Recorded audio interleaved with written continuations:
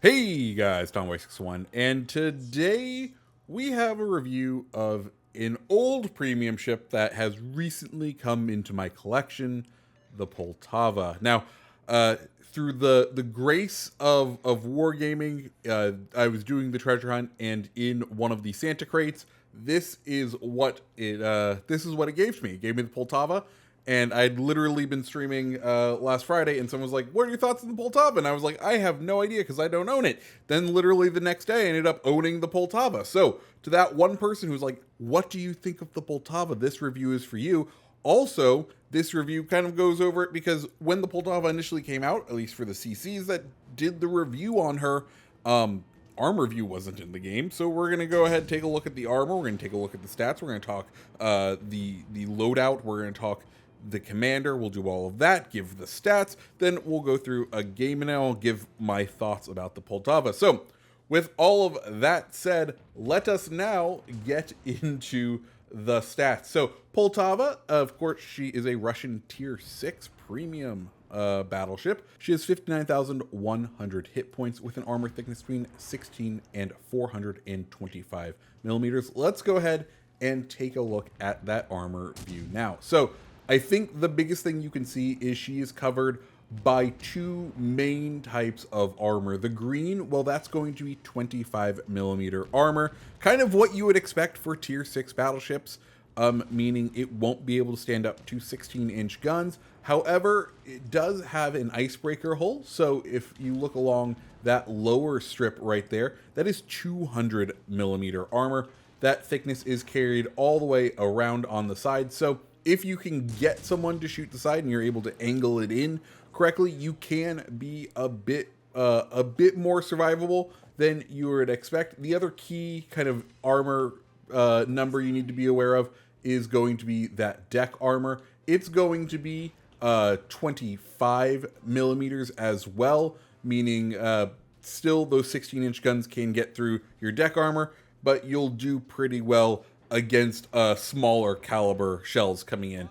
Beyond that, there's nothing too much to write home about. We'll get into what my opinions on this ship are, but that's kind of the key armor. And then as far as its citadel goes, we'll go ahead and remove all of that.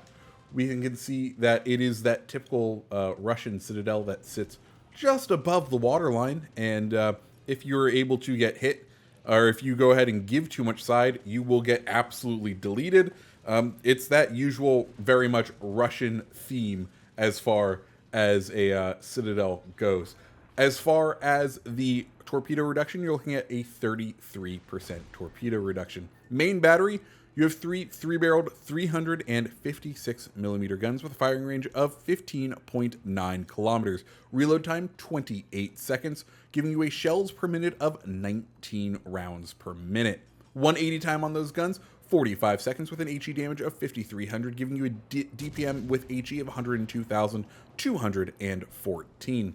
Chance of fire is going to be 41%, with a 85% chance of fire on each salvo, which is fairly high, but you're not firing the guns too quickly. So you could, if you're in a situation where you're up tiered and the battleship that is heading towards you is nose in, and you know you can't get any sort of AP damage into them because they are effectively angling, the HE is an option on the let's try to set some fires kind of idea.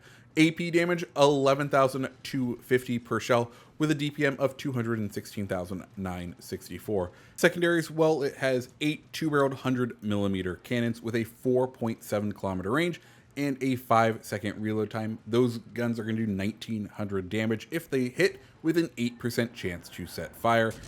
There is, of course, no torpedoes on this ship, so let's get into the AA.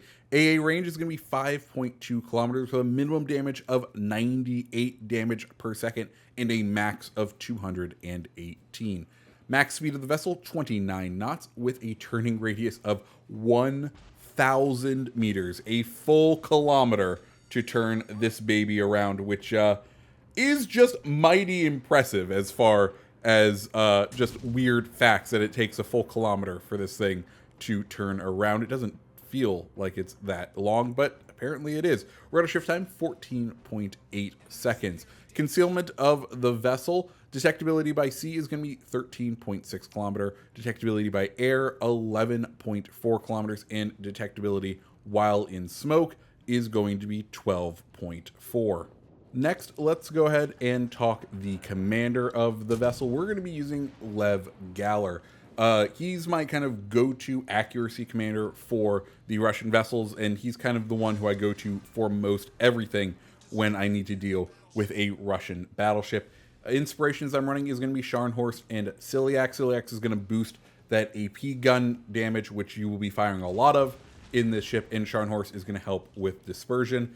Base trait on Galler is going to increase HE shell damage. And then as far as skills go, Flammable Cannoneer, Gyrating Jewel Bits, Marksmanship, Reaching Out XXL, and Will to Rebuild. Though I think there is definitely an argument if you want to switch out Will to Rebuild for Fight Fire with Fire, just depending on if you are going to be playing with people that you know, and you know, like, oh, they're going to be able to Will to Rebuild me, or if you are going to be kind of out on your own and being set on fire a lot, because there was multiple times where having the Fight Fire with Fire would have been useful, because of course you do have a limited number of damage cons in the Russian vessels, so being able to kind of not have to burn a damage con to put out fires is definitely a nice benefit that you could have.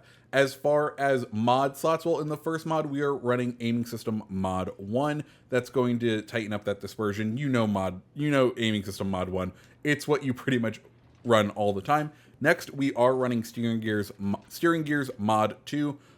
Boosting the maneuverability of a battleship is never a bad thing, especially when you will most likely have to dodge a couple of torps. And in the final slot, you can run Targeting Acquisition System Mod 1. I'm just very cheap, and I'm more interested in saving the 2 million credits for purchasing new vessels rather than putting it in for this review. If you have the money, go ahead, put in that extended RGA range, but it's something that I have found myself not doing just to try to save that little extra coin. Finally, let's go ahead and run through the consumables. We did talk already about the unique Russian consumable for the battleships, and that's that damage control party, where there isn't an unlimited number of charges. You have 3 of them. They're going to last for 10 seconds with our build, and they're going to reload in 40 seconds. Then you get 2 heals, 434 HP per second is healed back over 19.6 seconds. Reload time on it, 80 seconds, and you get 2 charges. And finally, in the last slot, you have the choice between the catapult fighter, the spotter plane, and enhanced secondary targeting. I was going spotter plane just because when there's those moments where you really need the accuracy, it is nice to have the spotter plane. You do have 4 of them, which I don't think you can actually get all of them off in one match. I feel like the number of times it presents itself, you like, even if you try to remember to use it, that 4 will get you through pretty much all and all. And yeah, that's what we're doing with our Poltava. That's the build I like just because it gets the accuracy. Like, look right here on this Leander. Just beautiful shell arcs, especially when the spotter plane is up. As far as the history of the vessel, this is a paper ship, if you will. In-game, it says that a Type B battleship project equipped with 356mm guns was developed simultaneously with a larger Type A battleship, Type A being like the Vladivostok in our game. The main purpose of the ship was to oppose enemy cruisers and Scharnhorst-class battleships. And yeah, that's all of the real history. If you look up, there was a Gangut-class battleship called Poltava. Of course, not the same. This is what we have in game here. And speaking of games, let's go ahead and dive into a game with our Poltava. So we are here on Trap, and let's just get into my thoughts on Poltava overall. I think the Synop is better, flat out. Synop, you're looking at similar armor characteristics where you want to be pretty much nose in all the time, but instead of having 356, you have 406s, so you have 16-inch guns at tier 6, which is an advantage in tier 6, and you as a tier 6 will come up against 16-inch guns, whether that be from some of the tier 6 counterparts that have tier 6 guns, such as Synop or North Carolina. but also you will oftentimes get tiered up into tier 7, where 16-inch guns are a little bit more common.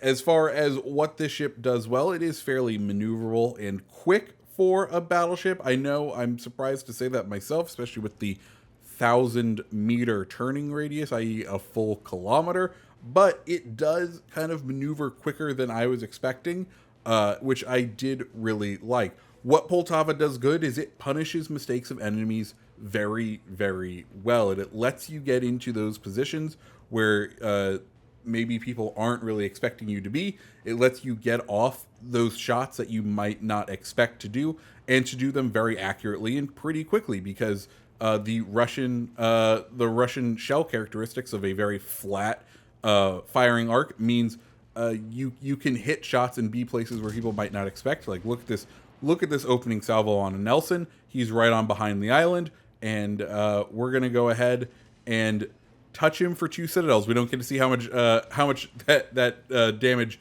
looks like off of his life bar, but it's 25,000 damage, and that is the one really nice thing about Poltava. It is a really decent battleship that, you know, the smaller guns don't necessarily hold it back, but I feel like they really do, especially when you look at the tech tree ship that's going to have similar armor characteristics and bigger guns, and like both are going to have the same playstyle of find a lane and hold down that lane and hit people who are broadside to you with accurate fire. That's what both Poltava and Sinop are going to do. Poltava is just going to have a smaller diameter guns, which means you can still hit people when they are full broadside to you, but there's definitely less ships out there that you are going to be able to fully overmatch. Also, it means that HE damage is kind of something that you are quite a little bit more susceptible to than the other battleships that you may be used to. Also, we saw there, we got another beautiful citadel on Nelson, and we will finish off this Nelson right here, I believe. So when it works, and when you can get those beautiful citadels, Poltava is an absolute wonderful thing to play with and wonderful thing to enjoy. It's just, I don't know when I would want to take it out over Sinop. And, you know, that's just the thing. I think that is like, with premium ships, if you're going to spend the money, I think there is something to say where you want it to be better in some ways than the tech tree ship. And I think what this ship gains, that being its speed and maneuverability, you don't really end up using that much other than just to relocate. Beyond that, as far as going nose in and trying to hold an angle, when are you going to use it? Like, look right here. We now have a Mutsu and a Colorado coming for us, and we're just going to have to throw it in reverse, because guess what? Nose in Mutsu, our shells will not do anything to a nose in Mutsu. Would that Mutsu be able to charge us if we were in the Sinop? No, it wouldn't. It would be getting punched in the nose. But we have to play with what we have, and right now we're in the Poltava. We have to kind of now reverse. We have to be the reversing battleship and trying to get shots in on ships that are somewhat broadside, that we can take advantage of their positioning. The one nice thing about the 356mm guns is you do tend to get less overpens on cruisers, which, hey, if you're going to be cruiser hunting, that's really beneficial. How often are you going to cruiser hunt, and do you get to really choose if you're going to cruiser hunt? No, it's going to be all based on the matchmaking, and sometimes you can't guarantee what sorts of ships are going to be in matchmaking, so you just kind of have to deal with it as far as what's there. And I think Poltava sits in that place where a lot of the tier 6 battleships sit, as far as premium ones go, where they sing when they're in a tier 5, tier 6 match. They do absolute wonders when they're in tier 5, tier 6 matches. But when they get equal tier to full tier 6 games, they start to lose a little bit of effectiveness. And then when they get all the way down to tier 7, or if they get up to tier 7, they really start to struggle, because at that point you have to be picking your shots. You have to be finding those enemies who have decided to go full broadside. And if you don't, you're all but ineffective, as we saw here. Now we're going to have to start firing AP and or HE, and even that may not be too effective against the Mutsu, because we're just going to be hunting for fires. Pensacola way out there. We're going to go ahead and try to take a shot. Sadly, we no longer have that AP loaded, because it would have been beautiful to hit him with some AP. And we're just going to have to keep reversing and reversing on this Mutsu. We can see he's starting to go sideways. We'll flip over to our AP, I think, relatively soon, just because we're like, oh, if he's going to start going broadside to try to torp us, we might as well attempt to take advantage of him going sideways. Target out the Colorado. Maybe he'll feel a little more comfortable, but we need to just keep it in reverse, because that's all we can do as far as effectiveness in this game. Yeah, Mutsu, now that he's broadside, we're going to do a number on him right here. Shots out, close range, beautiful Citadel right there, bringing us to 111,000. But back to the Poltava. It's a Russian battleship. I enjoy the Russian battleships, but at this tier, the tech tree ship, I think, is a better ship overall. There's the Mutsu's torps right there. Sadly, we kept along our path, so we are going to eat these torps 1 and 2 right in the torpedo belt. Sadly, we still do take a significant amount of damage. He goes ahead and flips around, and we leave him with just a little bit of health.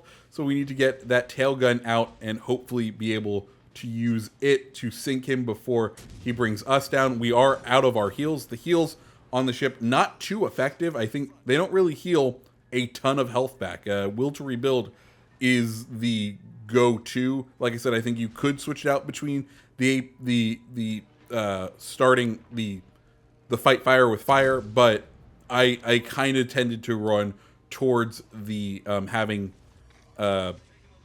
will to rebuild, just because of how much it helps. But we go down there after getting a couple citadels on the Pensacola, and that's all she wrote, guys. That's the Poltava.